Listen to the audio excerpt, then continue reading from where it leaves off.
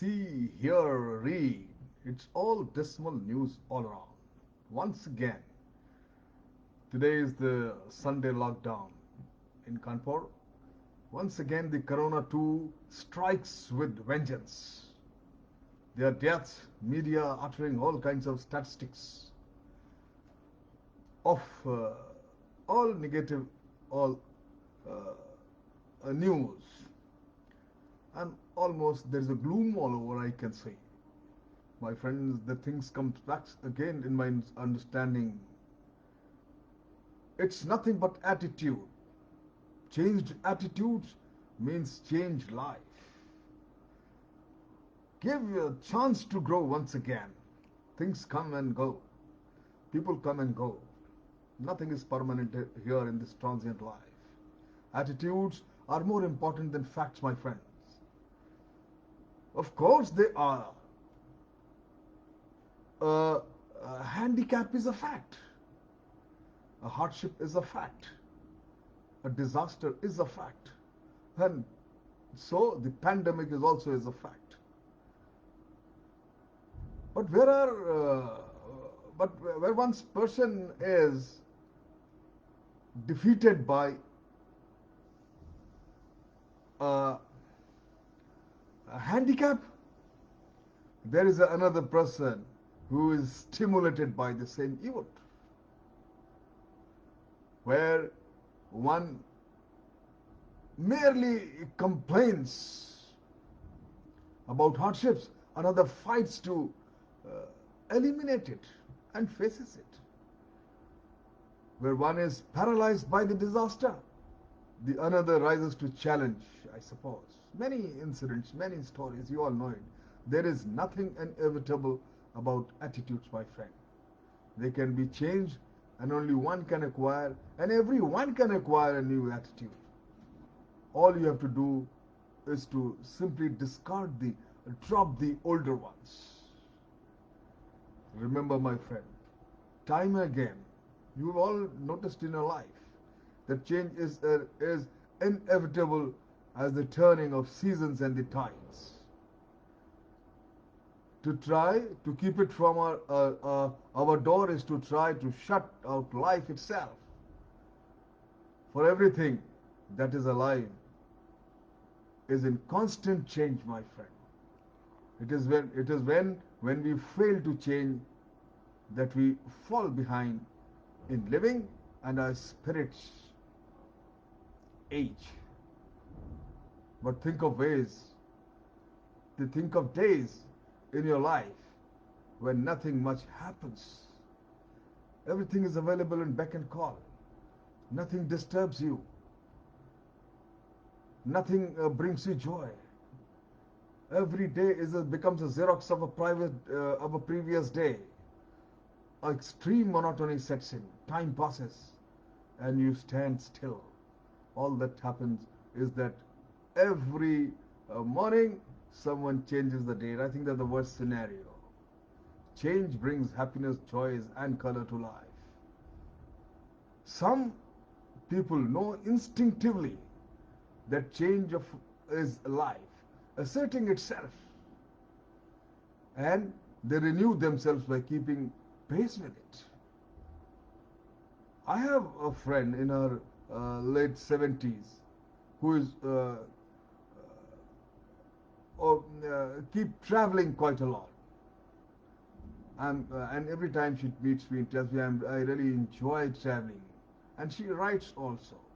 She has written lots of reviews in my books also.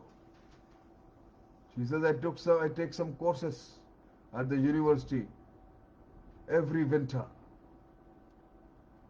I take some new learning every time I get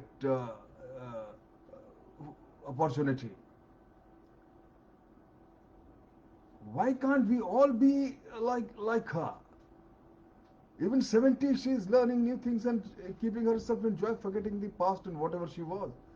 Why do most of us instead grow inflexible, fall into ruts? Often we are miserable with things as they are. Yet, when new experiences breaks into our lives, we hang back. See, there are far too many articles I keep reading, and they say live that we are uh, almost become a bundle of habits, and we've used the phrase "settle down." We are settled as the very symbol of maturity, and put simply stop for anything new, adapting new change. My friend, but the biggest reason we don't adapt to change is what you called man's failure of nerve, I suppose. After a certain point, early or late, most people seem to lose their youthful daring and to draw back from risk. There is a taxi driver who, whenever I go somewhere, I call my service provider. He sends, and the driver, we become friendly because very often he takes me around. The same driver comes in. He tells me, "He sir, I always wanted to build houses. I worked with a builder once upon a time, but I was never so happy. But there is an awful lot to learn on the job. What I'm doing now, and I have to. I love driving every time new people, talking to them, and learning from them. I know I can drive a cab, and I don't have any worries. Let somebody else build the houses." It's a perfect understanding, and he's happy about himself. No regrets. Accepting the change. He's giving the chance the life to grow. When we suffer such a failure of nerve, saying put is our defense against disappointments. Perhaps it would work if we really could make our lives stand still. But unfortunately we can't. Our only choice is to how we will face the inevitable changes which comes to us. Every day unfolds itself in a new way. The best way to face them is to welcome them. Above all, learn to extricate yourself from the bondage of the past.